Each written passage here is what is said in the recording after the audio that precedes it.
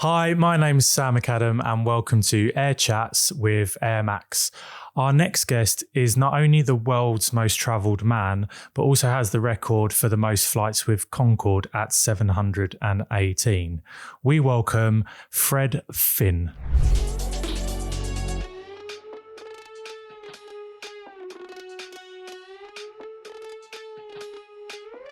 Good morning, Fred Finn. Good morning, Sam.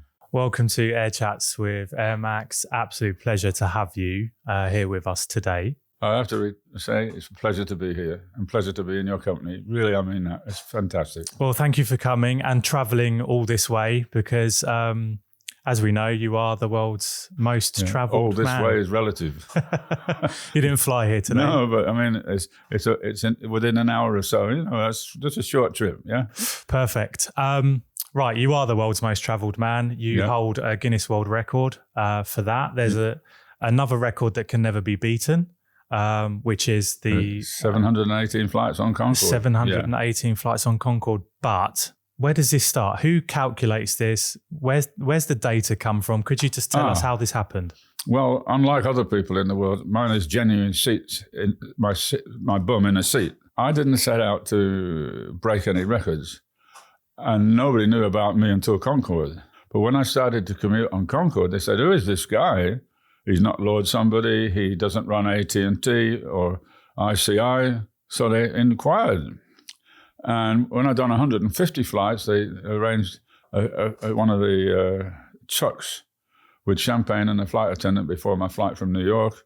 And that got a full page in the Daily Mail or Daily Express. And then people started saying, really? Eventually, Guinness came to me, Guinness Book of Records, and they said, we would like to have your logbook.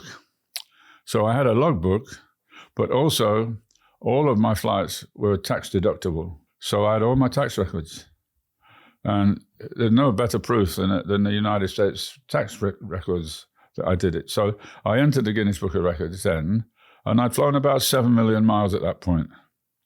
But Concorde, I've flown like 3 million miles or 3,000 hours. And trivia, I've flown 31,000 hours in my life, which is 1 hour for every day that I'm born. Somebody worked this out. Not me. The press and people I talk to come up with this trivia and I stick it because it's quite interesting, yeah? Yeah, of course. 1 hour for every day that you're born. Yeah. Which fits in nicely with the fact that it is actually your birthday today. Absolutely. 84 and going strong. 84. Like Johnny Walker. And you're here on the Air Chats podcast on your birthday. So obviously, amazing. Wish you a happy birthday. Thank you, Sam. And I wouldn't have done this for anybody else but a kind guy like you. And I'm not saying that as a compliment. It's a fact of life. I could have stayed home in bed, got up, gone to my local Italian restaurant and had a great day. But today we've got a special day planned and I'm absolutely delighted to be with you. Well, that means a lot, Fred, really does. It's fantastic, yes. Thank you. And obviously we're all glad that you're here. It's easy. I feel comfortable. Great. And it's not even seat 9A on Concorde. No, it's not even 1 o'clock yet, for God's sake. Or you've been asking for red wine already, which we're trying to get on a day today, it's not beyond, is it? Coming back to the 9A, seat 9A on Concorde. What you just said, that it was 150 flights, actually. 150 flights before someone's clocked. Who is this guy? He's not a lord, a mayor. Exactly. What were you doing on 100? Well, at that point, why were you on? Oh, when I had a daytime job. When you had a daytime job, yeah, what were you doing? I worked for a company called Hasbro, which is a well-known company in the world. And I was vice president of international licensing, which is a lot to do with the law and legal international law. But I licensed countries, mainly emerging nations, to manufacture things for themselves that they didn't have the foreign exchange to buy. So I was doing a service as well, and it was very rewarding.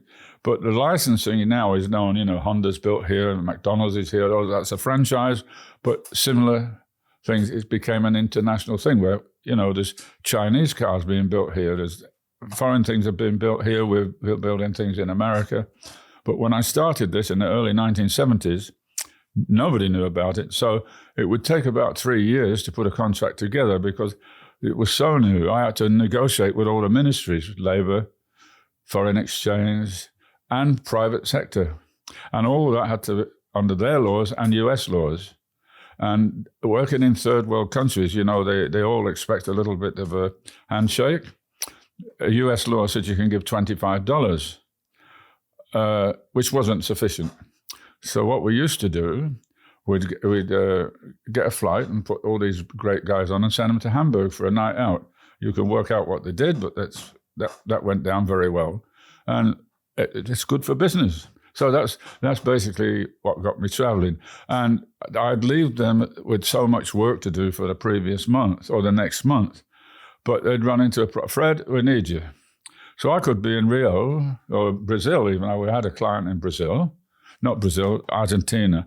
So I'd fly up to Brazil, catch Concorde to Dakar and Paris, sometimes go on to Tehran, then come back to London and fly down to Nairobi or the Cape to sort out their problems to the next stage.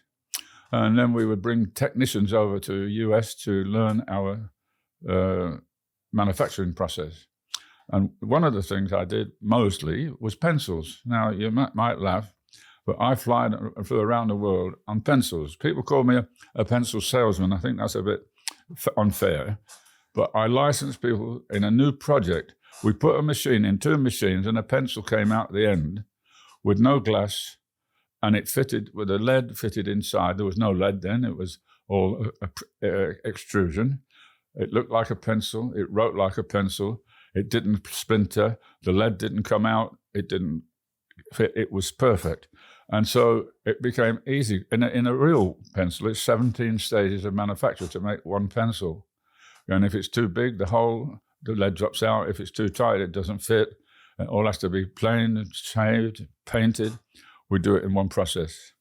And so that's what I did from 1974 to 1987.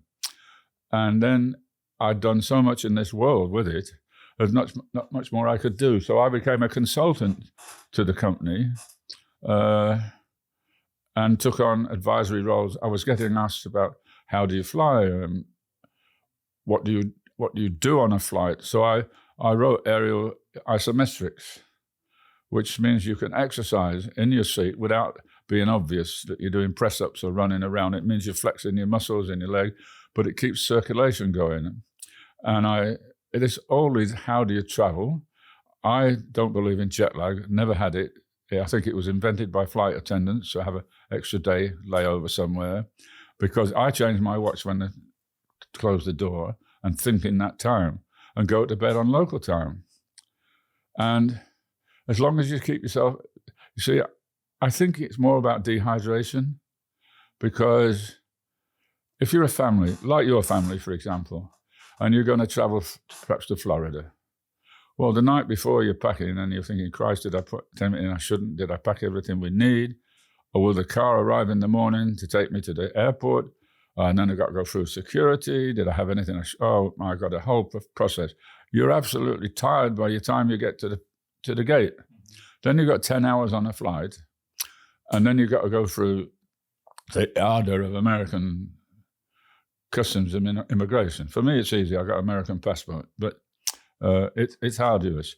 So I think that's more about being tired and dehydrated. People don't spray a bit of fresh water on their bare skin, close your eyes every hour for 15 minutes and then moisturize, and you'll feel fine.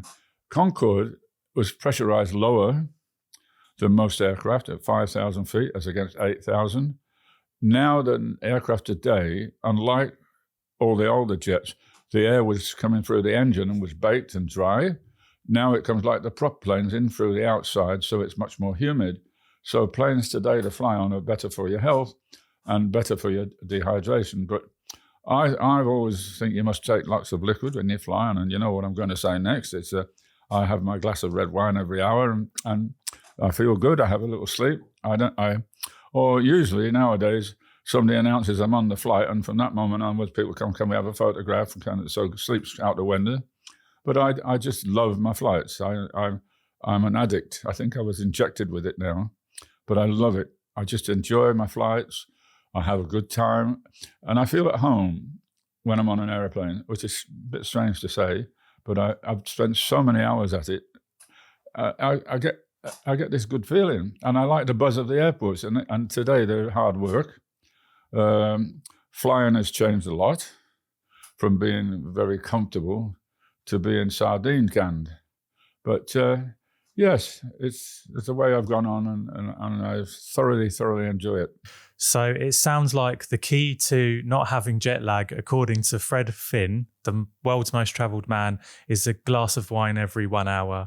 And yeah, I don't say that's for everybody, but I mean, it works for me. It's what works for you, you know, after all. But it can be very tiring to travel. And because of, as I explained to you, how it is for families, it's the night before it begins.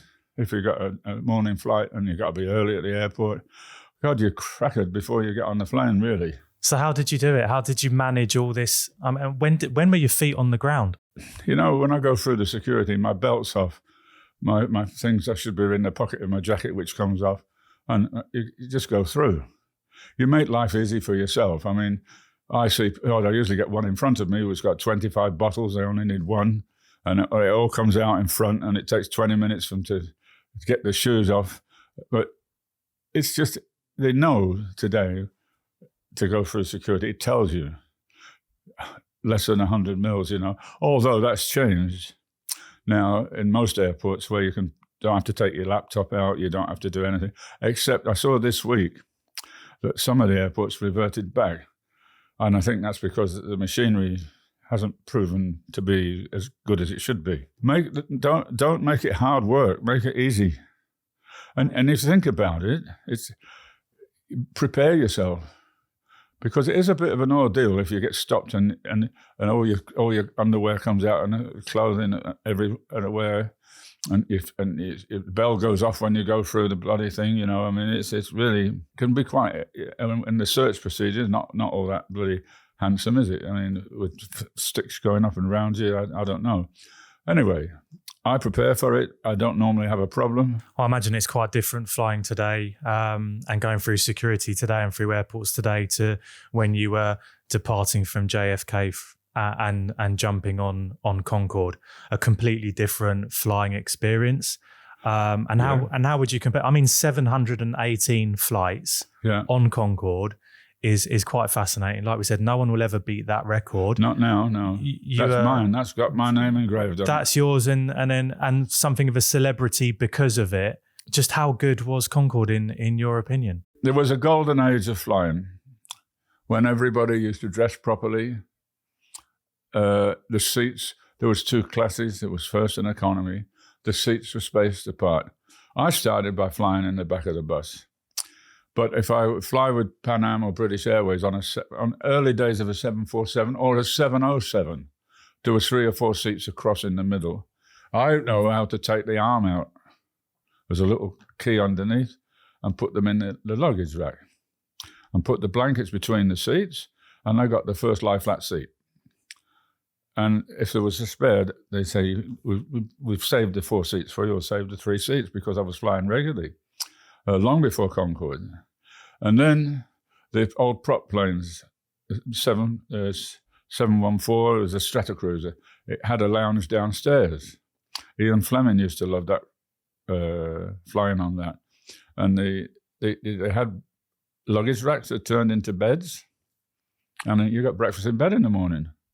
And then the Constellation, it was like a big fish with 3 tails, 47 seats, armchairs, really, very comfortable, but it was the first plane that was pressurized.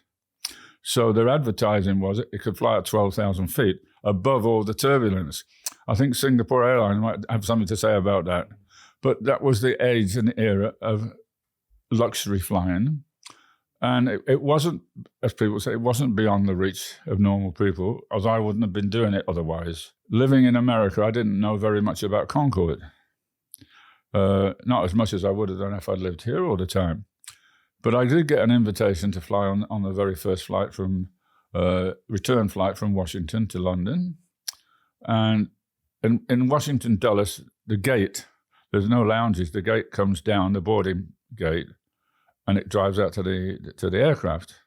It's a security thing because it's a federal airport. It's the only one. That's why Concorde was allowed to land there, because they couldn't stop it. And I saw this shape. I thought, Jesus, that's different. And it's long, long, long. It's just 12 feet shorter than a 747 Concorde. And, well, I got on board. It was a bit lower to get through the door. But then I went to seat 9A. And my first flight wasn't the most enjoyable because I was getting used to what it was and how it was. But it was very different than any other aircraft. First off, the announcement was different. You were in a Ferrari rather than a sports car. You could feel it. The legs are very slender, and the wheels, so you could feel the bumps as it went along.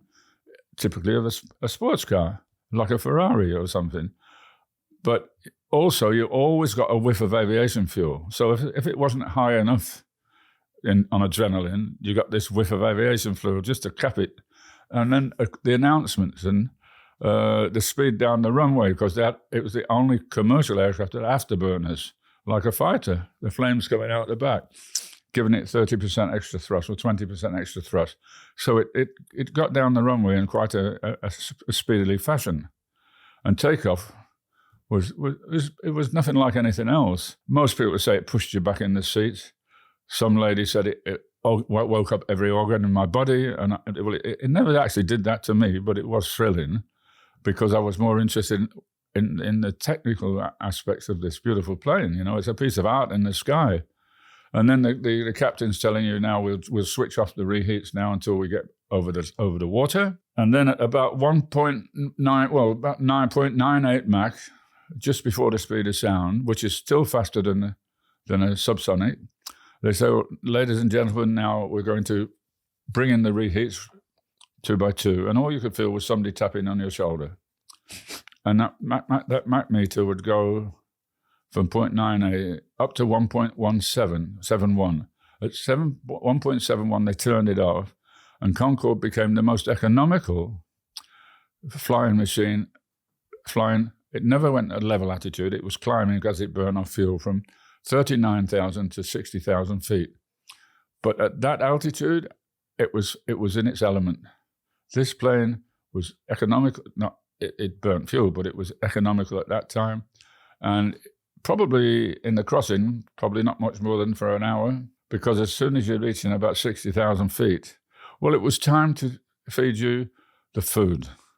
Now, it wasn't like a silver service. It was put on trays, but they had the finest of everything. Beluga caviar, the Dom Perignon champagne, the finest wines you wouldn't find on any other aircraft. You wouldn't find in a lot of shops either. When they got to know me, in front seat 8A, there would be a bottle of champagne, chilled, ready for me when I sat down in my seat. Because they would say, Fred's with us today. Everybody knew me as Fred. So Fred's with us today, and that's how it was. It was a club. I played cricket for Concorde. I filled in for a lot of captains doing lectures at Rotary clubs and so forth like that. And still I'm doing all these talks all over the world now about aviation and Concorde. But, you know, that was Concorde. And when they went through the sound barrier, Brian Walpole coined the phrase, ladies and gentlemen, no bumps, no bangs, Concorde. We're now doing 23 miles a minute, faster than the muzzle velocity of a rifle bullet. And to prove that on one flight, they used to sell my seat sometimes and say, and the British Airways say, you have to sit with the flight, you know, on the flight deck. I said, have you asked the captain if I can be in his office? Because I do want my Dom Perignon, I do want some red wine. Why? This is one of the reasons, isn't it, to fly on Concorde? They said, well, not all of them. I said, no, exactly. But so the captains always said yes. And if they were very busy, I used to serve the drinks and food to the cockpit as well from the galley. I used to join in, yeah. But they asked me one day, your friend is coming the other way. I said, what are you talking about? Oh, the Concorde returning to London, we're going to pass it in a minute. And because I had a headset on and I was talking to the captains, and I think they quite liked me to sit in the flight deck for takeoff and landing because they didn't have to say yes to anybody they weren't sure of. And because I knew the rope, I knew how to get out on the rope. And so they said, yes, it's David Leaney. I said, okay. So I said, hello, David. And the closing speed then was 46 miles a minute. 23 miles a minute normal, 46 miles a minute closing speed. And you could see the other Concorde. You had to be quick. I mean, gone. But I had to speak. And I then asked the question, does the speed of sound, when you go like that, cancel each other out so you can talk? Oh, no, they said, this light, the speed of sound travels at the speed of light. From then on, I've been totally flummoxed about that, and I didn't get into. I said I'm not a technical person. Didn't get into that any further, but apparently it does. I took their word for it. But I did talk to the guy coming the other way, and the same guy. This only happens to. I don't know why it happens to me, but I stayed with him occasionally on Golf Club Drive down in Sunningdale. He said, we need to go to the airport, Fred. It's about 10 o'clock at night. I said, he said, I've got to do something. Come with me. So we drove in and we picked up a Concorde, just like that, and went down the runway. He wanted to do a brake test. So 3 or 4 runs down we did. On one of them, he put my hands on the throttle, said, it's yours. And I took Concorde down the runway. I'm pretty sure I'm the only passenger that's ever done that. So there was a lot of special things occurred because of my flights on Concorde. And then I do a lot of charity work. And I'm a Battle of Britain baby. And I spent my formative, very early years in a air raid shelter. And I did a lot with the Royal Air Force Association. I did lots of talks because of them. So I got invited to fly with the Royal Red Arrows. And they make you do what they call a sortie to see if you can put up with it. Now, in a Hawk, you can see that much of the pilot's helmet. You can't see his hands. So off you go over the Humber Bridge, and it rotate you. It takes about 2 or 3 seconds round, and you're not expecting that at all. And also, the sortie is 40 minutes, and it's actually longer than it's worse than the actual flight because I could focus on another aircraft. So Nigel Mansell and I used to go to the team dinners when they didn't have anybody to speak. I found him a celebrity speaker. I had a great relationship with the Red Arrows. And later, the guy that flew me with the Red Arrows went to fly Phantoms, therefore Phantom, and I got invited to the last flight of the Phantom. Now, it just so happens the day before I was driving in a celebrity race at the British Grand Prix, and they asked me who I could bring. For the Red Arrows, I asked Richard Branson to come with me to fly with the Red Arrows, and he came. We're supposed to stay with the crew. We didn't get there till midnight because he'd won some music award in New York. He spent the whole trip up to Scampton on my mobile phone at my cost, talking to New York. And we finally got to where we were supposed to be. And he did the flight the next day. Now, I had a Red Arrows uniform with Fred Finn on it in 1993. Blue, of course, because you only get red if you're a pilot. And they have to pass the test every year in front of the Air Vice Marshal, and then they're approved to display. But it was quite thrilling, and he did that. And then a guy called Tim Miller flew him. And later he flew for Nigel Mansell, but then he went to Virgin. He actually wrote a letter to me. He said, I'd like to fly Richard Branson again. So I handed it in. And he later became a pilot for Richard Branson. And the guy that flew me and 2 others are now still pilots for Virgin Atlantic. So his flight on the Red Arrows produced him 3 or 4 pilots, which I hope they don't do what they did in the air on a 747 or whatever they're flying these days. But the Phantom, I took David Gower along. And David Gower lost the English captaincy through flying around Melbourne in a Tiger Moth. And then I took Ran Dennis from McLaren because I thought he might like to see some real speed.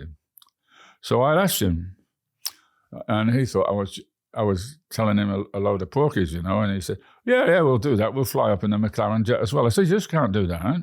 I'll get permission from the Air Force and the government for you to land. And we got that, and off we flew. And we did we had to do most of the day to train. And they used to say, have you flown in a fast jet before? I said, well, Concorde's quite fast. fit but insane, is what they write on the medical. Yeah, and off we'd go. And it was quite a big aircraft, this Phantom, and you sat in the back and operated a couple of switches, but it climbed 18,000 feet a minute straight up. And Ron asked me to write the bit about McLaren. I said, well, he thinks, how can something this quick be outdated? And that night, every top person from the RAF was at this dinner, including Peter Harman, the defense chief at the time, who unfortunately lost the job because he got caught kissing some lady that wasn't his wife on the steps of the Dorchester at the time. Lovely guy. We tried to keep a Phantom for the heritage flights, but since it's an American aircraft, they have some strange rules. We could only have it without the rehits, which means it probably couldn't take off, and we had to put wires across the runway because it was originally a Fleet Air Arm aircraft. And we had the piston from Rolls-Royce with the engines and everything else, but we kept negotiating with the Americans in the end. They even had pilots for it. The guy that flew him and me would have flown the Heritage, and it was all set up, but they screwed it up, and that was the end of that. And it's finished now. There's not any about in England anyway. A shame. But this is the sort of thing flying on Concorde led me to do, and playing cricket with the greats. Some of the speaking engagements, I've done. One is the Oscars of the aviation world. It's called Crystal Cabin Awards, and it's in Hamburg, and 600 people. And at the end of my talk, they wanted to know really what it was like up till now. And Tim Clark, who I knew at BCAL, British Caledonian, now he runs Emirates and turned it into what it was. He stood up and he said, "So tell me, Fred, what was your first flight like? How long did it take?" I said it was in a DC-4B, which is like a DC-3 with 4 engines. We took off from Blackbush, which is between London and Basingstoke. We had to try 3 times to get off because there were some flames coming out one of the engines. We made it, and we landed at Prestwick, Keflavik, Bangor Main, and Idlewild, and it took 19 hours. So Tim said to me, "Where's Idlewild?" I said, "Tim, you fly there 3 times a day." "Oh, no." He said, "It must be in Connecticut somewhere." No, I said, "I'll put you out. It's called Kennedy today." And this is the sort. And then one guy said to me, and what plane was it you first saw? I said, actually, it was a Spitfire shooting down a Messerschmitt. And that in Hamburg was, well, a lot of people laughed, but it was true. And so this is the sort of thing I get up to, and judging and consulting airlines on what they should put in the cabin or how the seats are and all this. It just leads on and it never stops. And it's fun. I'm enjoying it, every minute of it. I'm thrilled with it, yeah. Well, yeah, I imagine so. And you're this seemingly ordinary guy because you've just got a daytime job, and it's led to you traveling all around the world and on Concorde and other commercial airliners. But you mentioned quite a few celebrities in that last 5 minutes, and that's quite interesting. You never set out to be that kind of guy that hangs out with the elite, but no. Who else did you get the opportunity to meet? Who else are you involved with and friendly with? When you were on Concorde, everybody was kind of equal because everybody thought you should be there. I met Bruce Springsteen, who was traveling back and forth because somebody took his copyright and he won. But when we get off the plane in New York, he'd ask the British Airways guy, "So how many flights Fred done now?" in his Brooklyn accent, a bloody New Jersey accent. And it was fine. Johnny Cash. Now, I became a really good friend of John, JC. He was a lovely man. And when I was living in Nashville, we'd travel up to New York. I'd go home and get my car and pick him up on Central Park South, where he had an apartment, and we'd go out to dinner. And I knew a restaurant that only did ribs. And when I went through the door, it was either like that or like that. And we had dinner. I told a couple of friends I was there with Johnny, and we had dinner together. I knew his wife very well. In fact, the last time I saw June was on an American Airlines flight down to Nashville, and she's sitting over there. She said, "Fred, can I come and sit next to you all?" And I said, "Of course you can come and sit next to me." And we were talking, and she said, why you don't come to Hendersonville anymore?" I said, well, of course, I don't live in Nashville anymore. She said, would you write a note for John? I said, yeah. So the only thing I had to write on at the time was a Concorde bottle of red wine. So, dear JC, I'll see you in Hendersonville shortly. And I gave it to her. And then I realized I'd given a perfectly beautiful bottle of red wine to a reformed alcoholic. But there you go. But they were nice people. And Buddy Rich, he asked to sit next to me because he was frightened of flying or nervous about it. I don't know why, but people are. And he told me he's going to go into London. Well, we didn't land until 10:30 and come out in the morning to catch an early flight. I said, well, look, I've got a suite at the airport with 2 bedrooms. Why don't you have one of those and you'll be comfortable and you get up in the morning and go to the flight? He said, okay. So he stayed with me, and he's the world's best drummer ever, yeah? And this is the sort of thing. I mean, we took Superwoman out to the pub. And the pilot called his wife and said, I'm taking Superwoman to the pub tonight. But I'd meet Floyd Patterson, Muhammad Ali. And in the atmosphere that you'd meet these people, because you were there, they were normal, actually, quite decent people, most of them.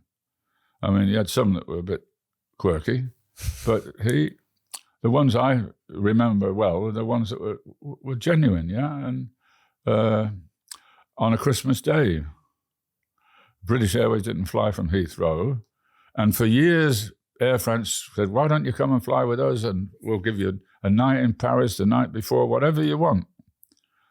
And I said, well, you know, the reason I fly Concorde is because it's quick. For me to come to Paris the night before and it takes longer, I said it defeats the object. But I'll do some flights with you when I need it, if I come from Brazil or somewhere. But this Christmas Day, so I flew with them. And there's 3 passengers. But it was all decked with the holly and the ivy, you know, and it was Christmas Day. And one guy pulled out his guitar and played Country Road, and it was John Denver. And Country Road is actually one of my favorite songs. So we had this sort of stuff went on. And I flew with Jimmy Connors, the tennis player, and we shared a limousine into New York. All of this stuff went on. And looking back, I said, did all this happen to me?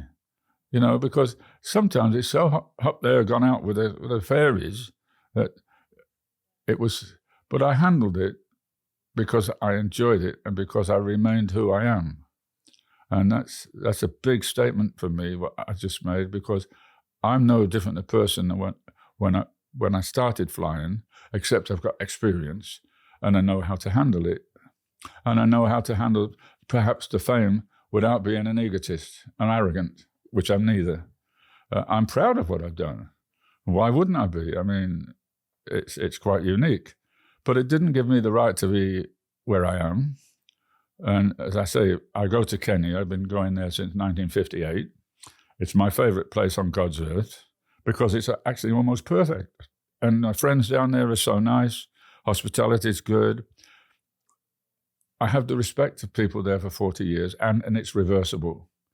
And I use Kenya for my charity work, and I give a safari away.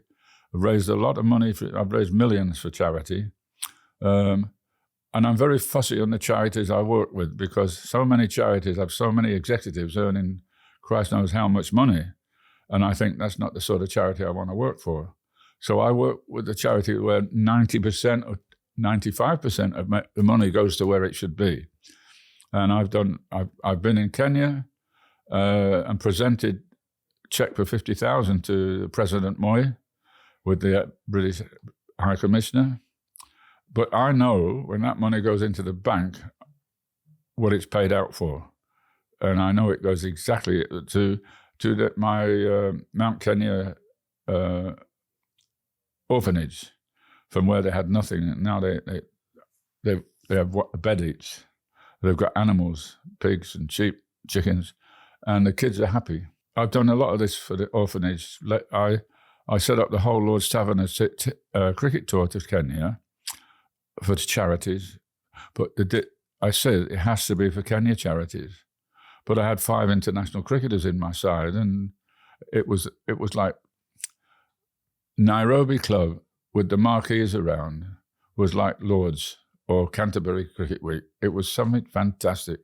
And then we went up to Mount Kenya, and there's an old place there where they used to play cricket, tennis, and polo, and it hadn't been played on for 40 years. In the foothills, you could see the Mount Kenya with the snow on behind you, sitting on the equator. Fabulous. And we did all sorts of things. There was a stream there with tables on, but we had it covered with banana fronds, but people had to dress for cocktails in this beautiful setting at Mount Kenya. And when they had the cocktails, they pulled the banana fronds down, and you went to your seat, and everyone had a hot water bottle because it's cool in the evening, but you can drive by the starlight. I mean, because there's no pollution at all. And everybody is thrilled with it. And the guy who I'm going to meet on Friday, David Fitzgerald, who used to be the anchorman for Sky News, he came along a lot of my trips and gave me and my charity a lot of impetus. Brian Vine, who is the managing editor of the Daily Mail, an old-fashioned gentleman with a monocle. He was a character. He used to follow me everywhere. I used to get pages of stuff in the Daily Mail, which helped Kenya, and it didn't hurt me to get this fame, if you will, because with that fame I was able to do good. It wasn't for me. And so this is the way my life has gone, and all through that beautiful machine. I crossed the Atlantic 2,000 times, and probably nobody would have ever known who I was if Concorde hadn't been born. And this beautiful piece of artwork in the sky should have still been flying, but the French engineered and Airbus engineered Concorde out of the air, not because of the crash particularly.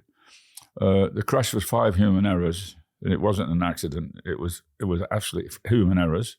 The plane was 5 tons overweight. A bit off the front wheel to keep it straight dropped off.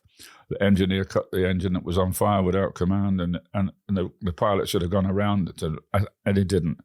So that would blemish it wasn't Concorde's fault, human error. But that wasn't why it stopped flying. The French never made any money with Concorde. For British Airways, it was the most successful aircraft ever. They made £500 million of raw profit out of 7 aeroplanes. And they spent $2 million on each aircraft after the towers, that's the crash of the airplanes flying in as missiles.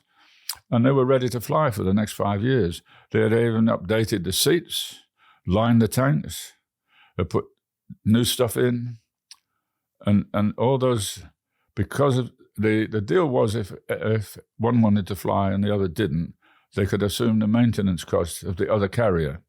Well, it was $40 million. And British Airways would have took that on, but Airbus were more interested at a point in time in the A380. Air France had another near miss or two. They were told to turn back to Bangor when they were at a fuel leak, and they really didn't want to do it, but it could have been the fastest submarine alive if it never did. So they went back. So the French guys were very worried about manslaughter charges and all sorts of things. And they lied about the crash in the first place. They tried to hide all the evidence.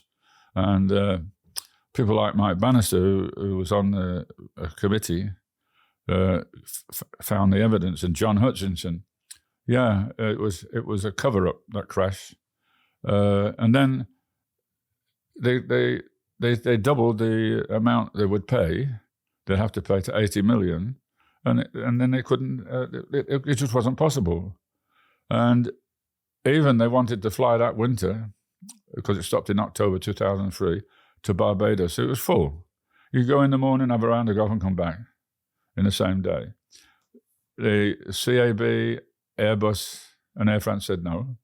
So 5 perfectly beautiful aeroplanes, all bloody updated beyond what the specs were, went to museums. That's how it stopped flying. Sad. It was. And, there's so many people now go to see Concorde. They do technical tours, lecture tours, simulator flights. I was there in Manchester last week on board Alpha Charlie BOAC, the flagship. And there were school kids there. So it's about future engineers, future pilots seeing this aircraft. It stimulates some people by the hundreds to come and see it, even today. So thank God it does, yeah? It looks beautiful on the ground, but it looked a damn sight more beautiful in the air. Well, and I bet it was even more beautiful to be inside it. Oh, Christ, yes, absolutely. We could talk about it for ages, and for the next week at least. For the next week, and we got limited time on the podcast, unfortunately.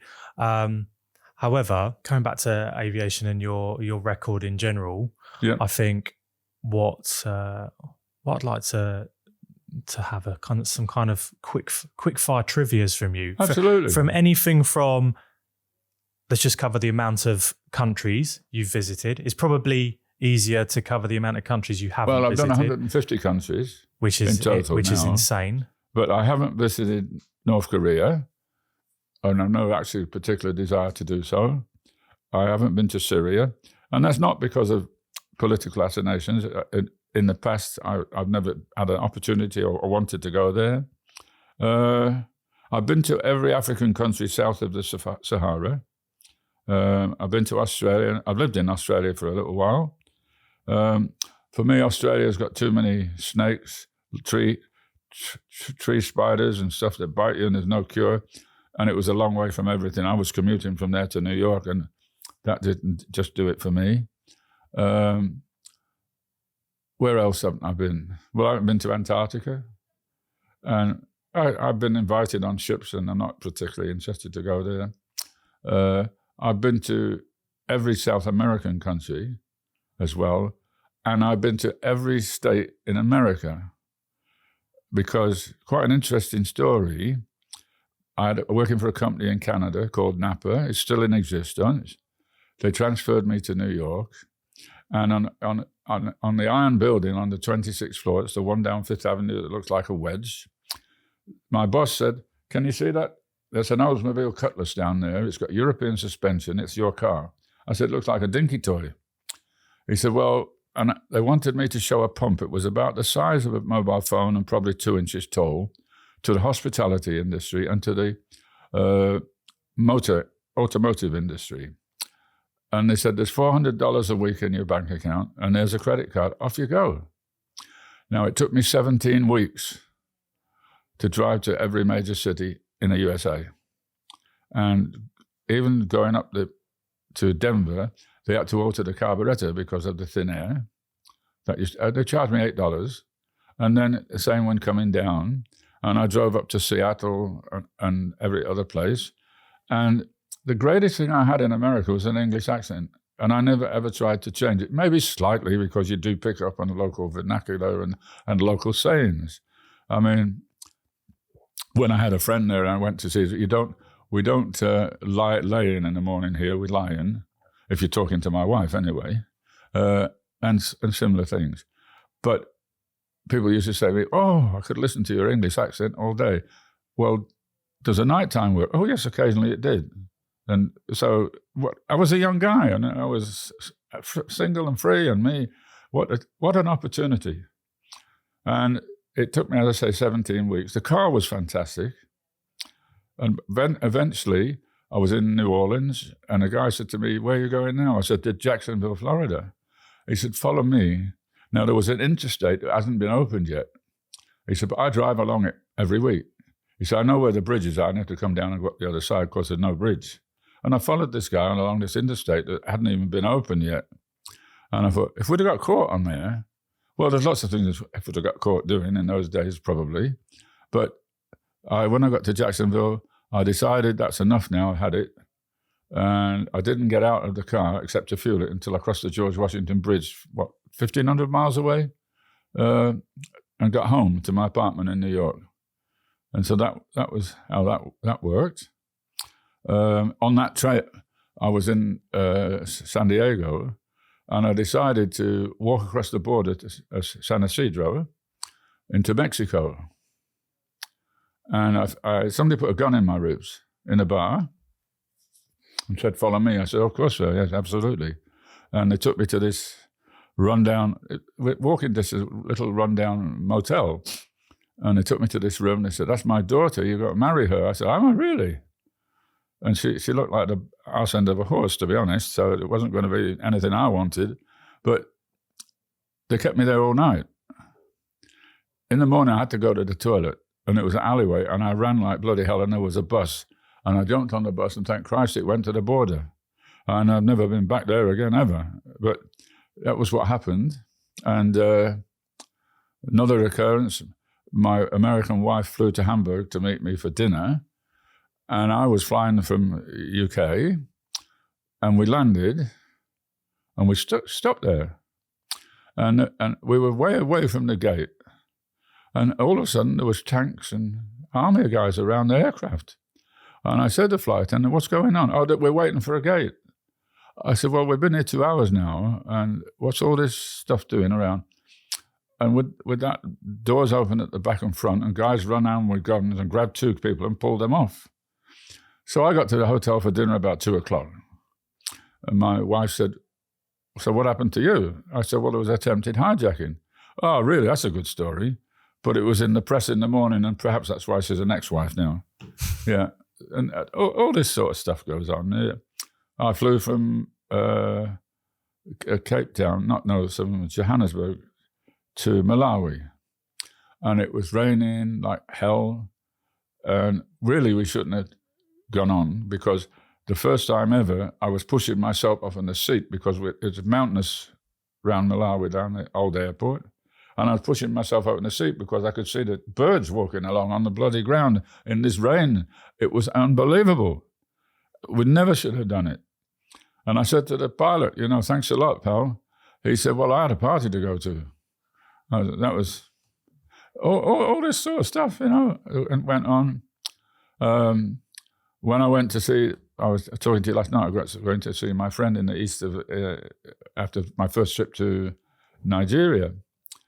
I could have caught a flight, but I was in the toilet, and of course everybody gets your 2 seat. There's two boarding passes per seat, because that's how they do it, and in those days. So I didn't argue with the guy, because "You can have my seat, I'll go by road."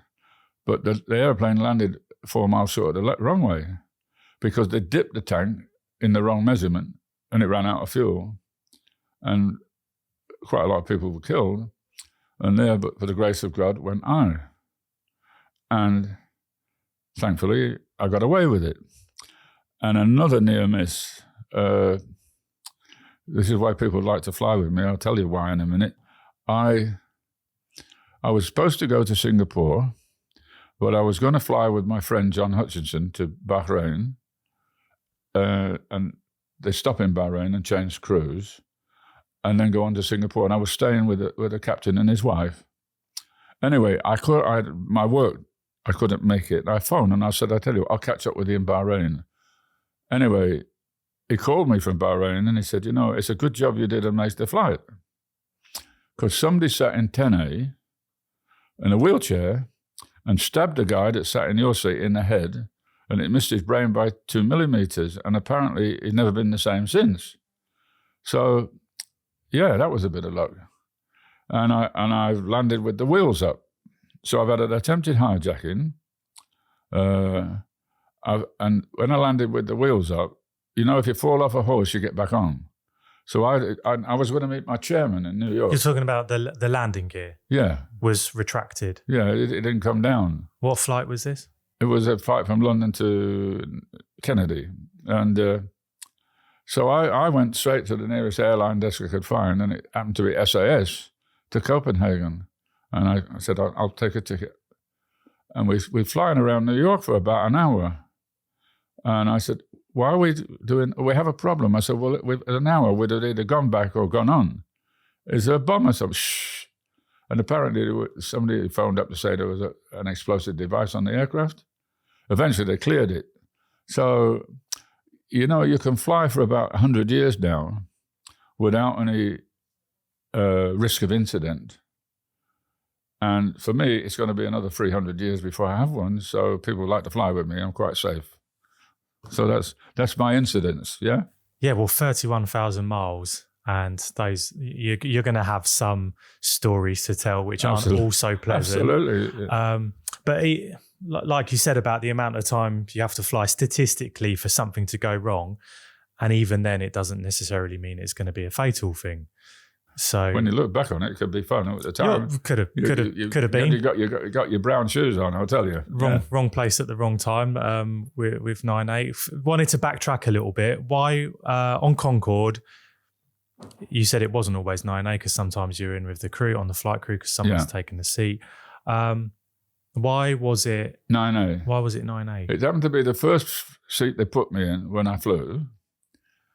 And it was the first seat that got served service from the back. So I was always served first. And I thought, that's not bad. So thereafter, I got seat 9A for, 27 years. So it wasn't a lucky number? No, it wasn't. You just thought, I'm going to get served first? It could be, yes. But, if they decided, like Mr. Guccione, Bob Guccione from Penthouse magazine and all that, Penthouse Club in London, they'd say, would you mind sitting up with a captain? I said, as long as they've got my red wine, it's okay. So that's what happened. And it got to the point where some of the captains would stand in the doorway and say, you're going to sit up with us or you're going to sit in the back? And sometimes I'd have a journalist who was coming and follow me. I said, well, I have to go in the back to talk to this guy. And in one case, we were hit by lightning, and a thunderbolt shot through the cabin. And it wrote in the paper, he just treated that as normal, Fred. Or sometimes you get what's called an engine surge. Now, Concorde's engineering is so fine that air entering the engine had to go through at 550 miles an hour maximum, while we're traveling at 1,350 miles an hour, 1,400 miles an hour. So they had two baffles that operated automatically, and they slowed that air down from 1,400 to 550 in 11 feet. Sometimes the baffle didn't work, and it hit the engine, and it used to go with a big bang. And I was talking, we had a charter flight, they invited me on, I'm talking to the people, and it went off with a big bang. It made me jump. I'm standing up talking, and the guys asked me, did you arrange that for us? I said, no. And it probably meant a new engine, but it didn't do any other damage, because it used to bounce back. The engine just couldn't take it. I mean, it was a hell of a bang. It didn't damage the aircraft, but it was quite exhilarating experience when you look back. But Concorde, I've been sitting in the flight deck Sunday night with my bag ready to take to the pub, because I used to take the booze off for the crew, because when the bottle was open, they could buy it, but they couldn't take it through customs.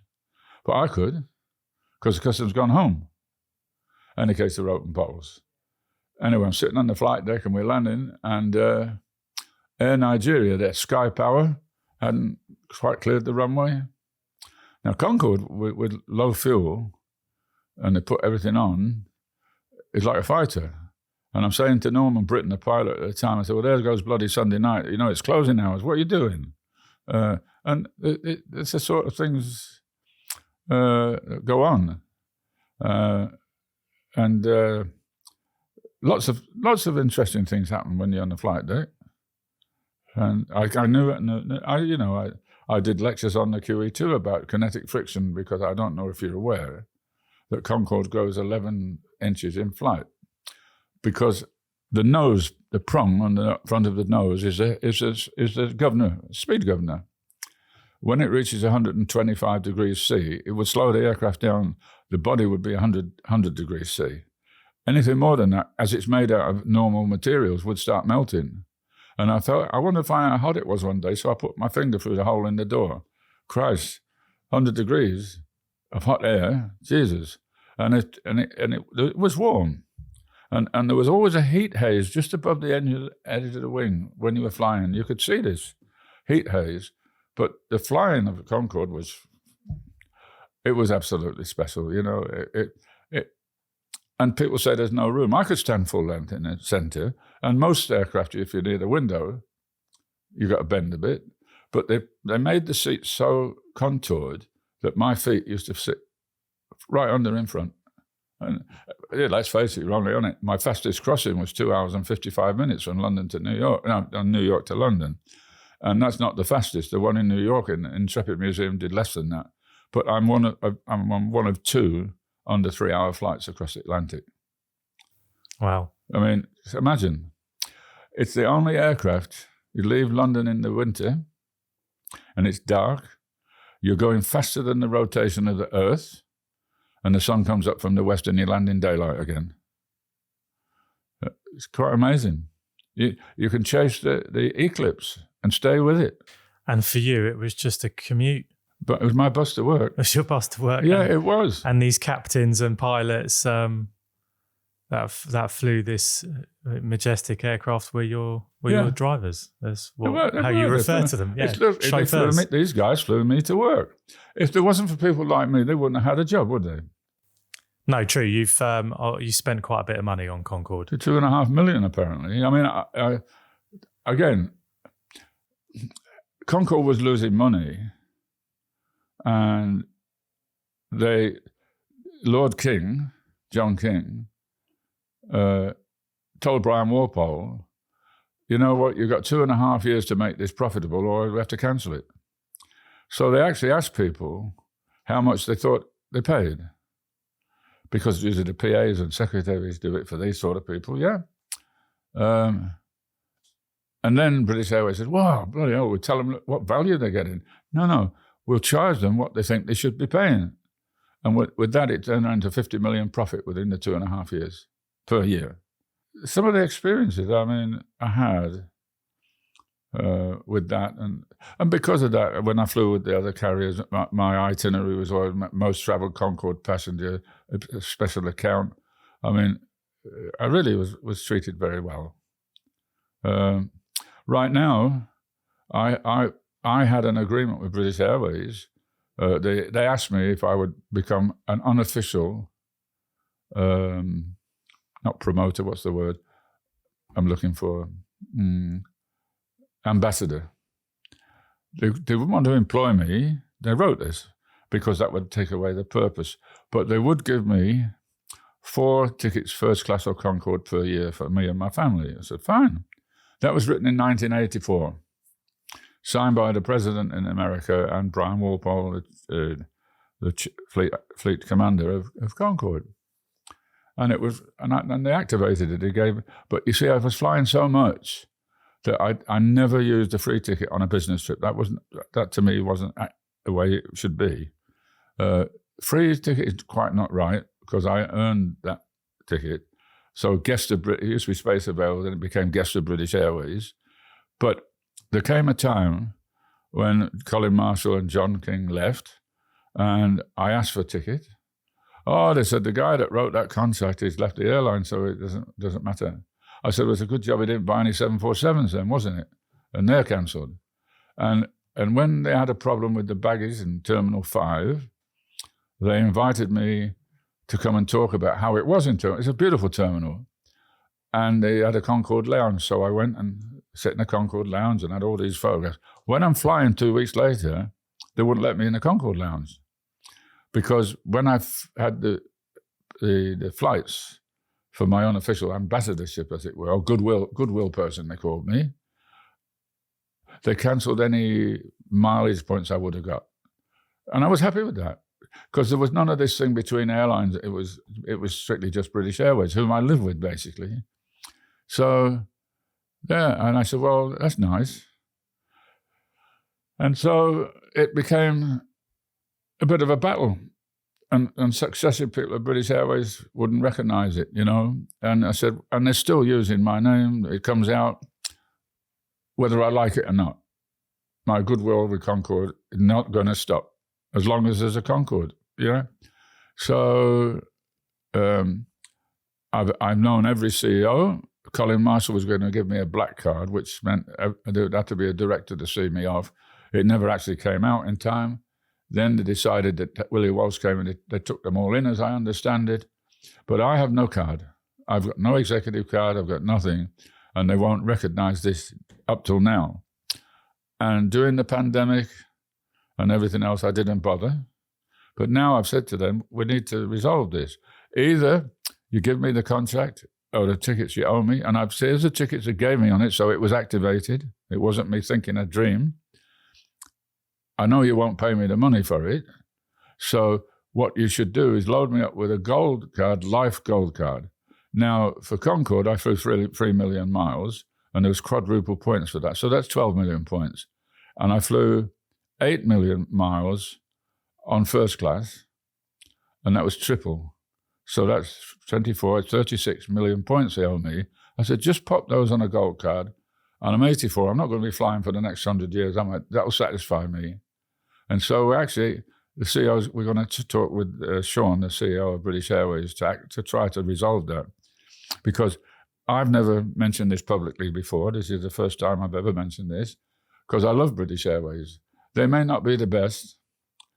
They can't compete with Emirates and Qatar. But for me, I know somebody on the flight, always. I'm used to the colour scheme. I'm used to the girls and the flight attendants. I'm used to, it's like going home. It's like wearing an old coat, it's comfortable. Old slippers, they're very comfortable. And they're maybe not the best, but they're the best for you. And my loyalty for British Airways, I think I'm owed that, and we're going to sort it. They should do. We'll see what happens. But I'm not claiming anything that I shouldn't, really. British Airways isn't the only airline that you've been associated with. I did see that you were... Is it true that you were involved in helping set up Virgin? Yeah. Okay, that's obviously a huge thing. Yeah, I've been. I didn't work for British Airways. I was associated with Concorde, basically. Yes. One day I flew into New York, and I had to pass on the helicopter. So when I got to Newark, because I lived an hour away from Newark Airport, and a guy came up to me and he said, "You're Fred, yeah?" I said, "Yeah, I was this morning."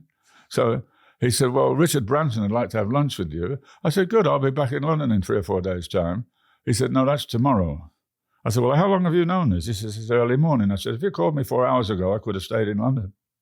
"Well, there's a flight, wasn't one of theirs, there's a flight leaving now in an hour. Would you mind going back?" I said, "Well, couldn't I go home?" "No, we'd like you to go back." I said, "Okay." And I flew back overnight. They picked me up in London and took me to Richard's houseboat in Pimlico.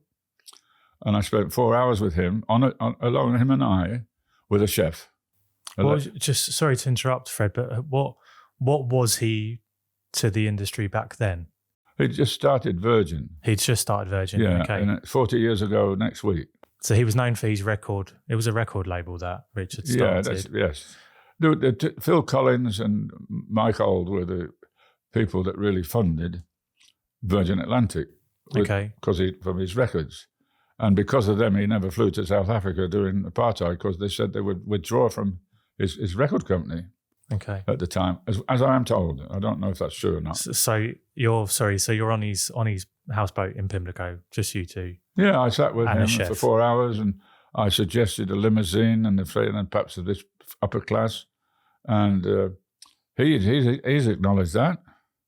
I took him and his family on their first safari to Kenya. I got his, because I was endorsing Cellnet, the phone company, as an ambassador. I got them to sponsor his hot air balloon. I played cricket for him at his home in Oxford, and I played cricket for him in Santa Monica, California. And that was quite exciting. The young lady with the big boobs, she was on the thing about lifesavers. Oh, she's very famous, but I can't remember her name. And no, it doesn't matter. Anyway, we had quite fun over there playing cricket. I did my 10 million mile flight with them to Los Angeles, and he came on the flight. He's trying to stuff dry ice down my shirt in the restaurant, because we were cooking shrimps together. And I said, "Not dry ice, pal, not down my shirt, it burns." But this is we got along all right. I'm still in touch with Richard from time to time. In fact, I flew with Virgin to Barbados and back from New York last week. It's good to try them out. You know, I mean, I've flown with Emirates. I spoke at an event in Dubai. There's a restaurant called Finn's named after me in Dubai. It's in a hotel with Biggles. Most people grew up knowing what Biggles was. He was a First World War pilot with Captain Johns, a bit old boy from the old chap, First World War pilot, yeah. And then Amy Johnson, the women flyer. But Finn's was a 24-hour a la carte restaurant, and they had a big Concorde, and every airline that I've flown with is a little model in between it. So I used to have to go there every year or so to just check on the restaurant. It was fine. They've moved now because Dubai doesn't have anything old. They knock it down and build something new. So I don't know where it is now, but I go there quite often to do speaking engagements. But it's like Hong Kong. I don't like to spend too much time in Dubai or Hong Kong. I want to get out. Geographically, it's close to Iran, and you mentioned Tehran earlier. And I've heard about. I'm from a generation where it's always been a negative place in the media, the enemy, let's say. But one of my friends that I used to work with, his dad was a purser. In fact, the old chairman of my company said that he went round there on a visit. And you obviously flew there. Iran used to be the place to go. It was Iran, and I heard was beautiful, a beautiful place to go. Absolutely. Could you tell us more about? Because obviously, anyone listening that's in my generation will just think, "Oh, it's." It was absolutely beautiful, and there was the mountains behind it where you could go skiing, with casinos, the snow on the back. It's absolutely. Tehran was a nice city, and Pahlavi Avenue was lined with trees and beautiful restaurants, lots of French restaurants, lots of good wine, lots of beautiful women, actually. In fact, I had a girlfriend there, and she worked for the Shah, and she was his head flight attendant. So everywhere he went, she went. And on one occasion, I was invited to go with him, his sons and her, to Disney World, and they kept Disney World open for a morning, and so I was with them. But it was a beautiful place. I did a contract there, and I was there when Ayatollah Khomeini came back, and what went on there was disgusting. Bob Ferguson, who was the catering director of British Airways, we were held under house arrest. My office was right opposite the US Embassy on the second floor, where they held the hostages in there until the moment Jimmy Carter left office, Reagan, and they released them. But I'm filming away there. There's a women's riot. The women's riots are worse. Well, I hate Jimmy Carter. And they came across and said, "You have to give us a camera." I said, "Why is that then?" I said, I'm only not allowed to film at the embassy or the airport. You come with us. So they took me to a guy called Ahmadinejad. He actually later became the president. And he said, "Fred, what are you filming?" I said, "The crowd, the riot." I said, "I don't film the embassy. I've been there many times before. No problem. You can go." I said, No. You walk me back through that crowd. I'm not that brave. And this was the sort of thing that went on. But during the immediate revolution, oh man, they were hanging people all around the streets, kicking soda Coca-Cola boxes over. I went to the last thing at the embassy, and I was the only, and Bob Ferguson was the only one. Later, Bob became the head of catering for Emirates. But yes, it was very distressing.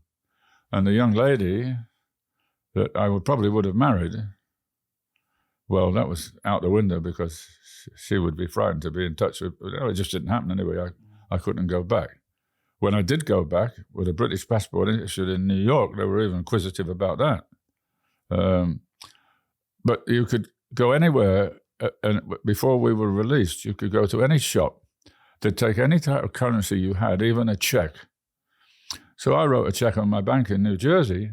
It was cash before I got back. But I bought some carpets and turquoise because my friend Godfrey in Eli in Nigeria, I used to collect turquoise for him that came from Afghanistan at the time. And boy, wow, it wasn't very nice. And you could hear machine guns going off all night and stuff and shooting people. And I think this religious thing is no better, no worse. With the Shah and his secret police, I think it was called Savak, at least while you came out of the prison. I don't think they knock people off, you know. But this, look, you never know. You can be against the revolution if you say something, and that's you with a knot round your head. You know, they hang more people that publicly, they pick them up with a crane. 6 or 7 of them at the same time. It's brutal. And this is to stay in power. Well, you mentioned the Shah, and then royalty with the king. Sorry? The Shah of Iran. Yeah. On a royalty level. Yeah. You've bumped into people through your travels as well. Yeah, very much. And you mentioned to me on the phone when we spoke, Princess Diana. Yeah. And so what was your involvement with Princess Diana was the most amazing lady I think you could ever wish to meet. She lit up a room. I was invited to a lunch with her with about 10 people in Brighton. And it was, I don't know how she got involved with it. It was something to do with anti-abortion, yeah? Anyway, I asked the guy, I was working with Hogg Robinson as a consultant, and I asked the marketing guy, can I have your passport a minute? He said, what for? I said, we've got to go to lunch. Where are we going to lunch? I said, in Brighton. What do I need a passport for? I said, I can't tell you, give me the passport. So we went, and there was 8 people in the room, and Diana came over to me, and she said, have bag will travel, how are you? And this guy, she said, does he talk as well? And she lit up that room and she talked to you as a person. She was absolutely delightful, you know. And again, what happened to her? Nonsense. But that's another story. She was lovely. And during the lunch, she said, can we do a little bit of an auction for my charity? So I had the Royal Bank of Scotland, who I banked with at the time. I said, you know, I support you guys, so get your checkbook out, guys. And the sort of stuff I did. And she was fun. She was really a fun person. Yeah? Absolutely. I've worked with the Prince and Princess Michael of Kent and Fergie. I was alone at Silverstone with Fergie, and she was the godmother of Ron Dennis's child, the guy that owned McLaren at the time. And she said, my boss tells me your Kenya's the best of the lot. I said, who's your boss? And he happened to be a broadcaster, but a cricketer from the Lord's Taverners. I said, well, she said, can I go to Kenya then? I said, yes, as long as you do it for a charity in Kenya. So I'll do that. So I pick up the phone and I called my friend Perry. Oh, another Royal Tour then? Shall we get the red carpet out? I said, yes. So I sorted it for her. And then Lonro Hotels at the time, the guy appointed somebody to look after the arrangements on the ground. And this guy suddenly became a travel agent, yeah? And all of a sudden, I'm getting from him, you know, I'm arranging a Royal Tour. I said, no, you're not. I said, you're facilitating what's on the ground that I've asked you to do with the Norfolk Hotel and the diet and the dinner and Mount Kenya and so forth.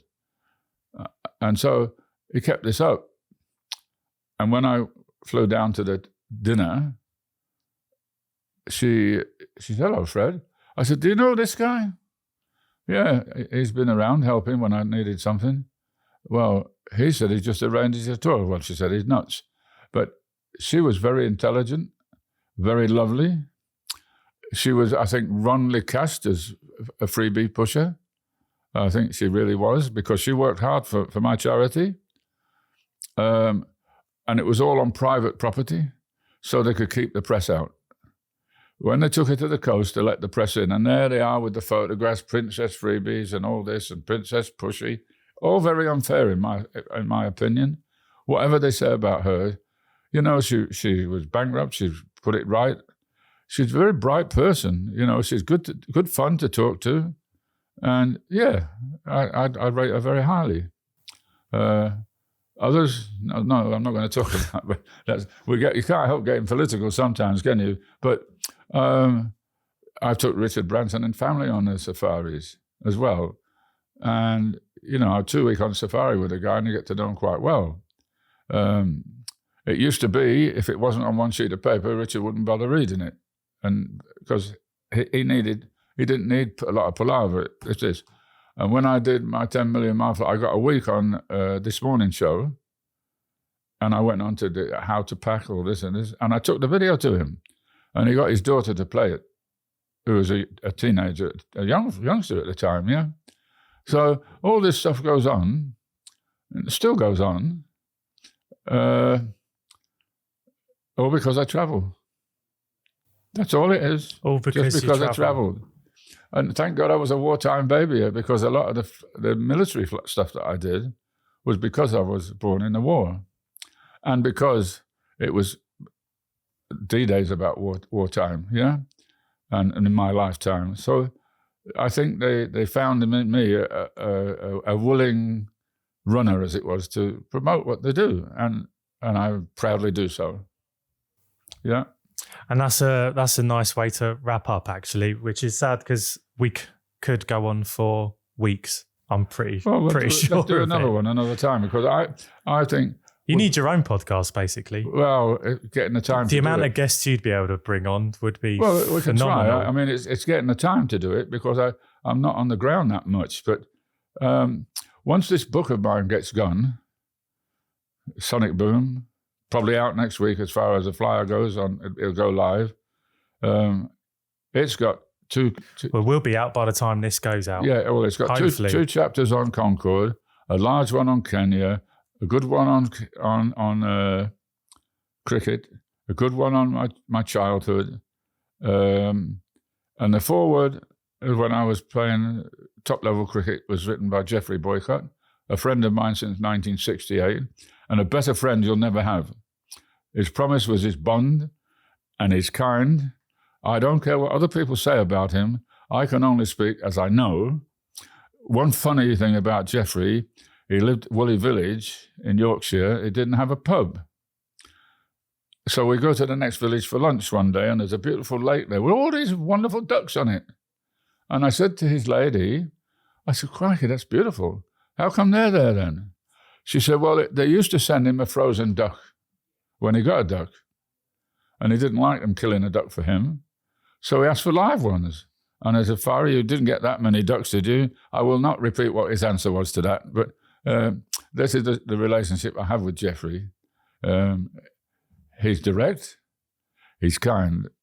When I saw him at the test match at the Lords, I hadn't been there for 30 years. The last time I was there as a guest in the queue stand of his. But I took a friend along I said, we'll go meet Geoffrey now. And he said, I'm a bloody legend here. I haven't got to take my bloody arm off to see you. I said, that's good. Wonderful. So we stayed half an hour. He wrote to me the next day. He said, good to see you. Stay alive. I love you, Geoffrey. And that's the heartfelt relationship I have with him. I love the guy. And you know, I love my friends. There's nothing wrong with that, you know, because I think your friends are very, very important in life. And it's part of my life. Without the friends I've built in travel, it would be a miserable existence. But I get off somewhere on a flight, somebody's going to know me and somebody's going to come and meet me. Or someone say, hello, Fred. But especially in Kenya. Kenya is the most beautiful country on God's planet for every reason you can think of and better. It's got diversity, mountains, lakes, safari, wild animals, not like in other places, and coast. Beautiful. It's amazing. So we look forward to a book coming out, Sonic Boom. Yep. By Fred Finn. Forward by Sir Geoffrey Boycott. Forward by Sir Geoffrey Boycott. I'll be first in line. But then this is where people can... It's got some great photographs in it. It's got some great stories and some funny stories, some of which I can't repeat on air. but we're grown up, But it's a good read, I'm told. It'll be great when it comes out, and obviously there's been a lot of people telling you that you need to bring a book out. So I think, hopefully by the time that this episode comes out, it will be a book in the next 2 weeks. Available. It will be available to buy then. So wish you every success. Absolutely. With that. And Fred, thank you so much for coming to join us. We do have to wrap up, unfortunately. But I hope it's been what you wanted. It's been an absolute pleasure to be here, and the rapport is good. I will definitely be staying in touch. You get me going, and you kept me going, and you could keep me going for another 2 hours if you had time and wanted to. I know you probably want to, but I think he doesn't want to sit here for another 2 hours either. And we've got a lunch to go to. It's my birthday, man. We've got a lunch to go to. It's your birthday. I would willingly have stayed longer, and let's say make another date, and I'll come and do another one for you. Thank you very much, Fred. Yeah, absolutely. Thank you, sir. Thank you. You're a gentleman. And happy birthday. Oh, wow. Thanks. Yeah, 84 today. Can you imagine? Where did those years go? Yeah.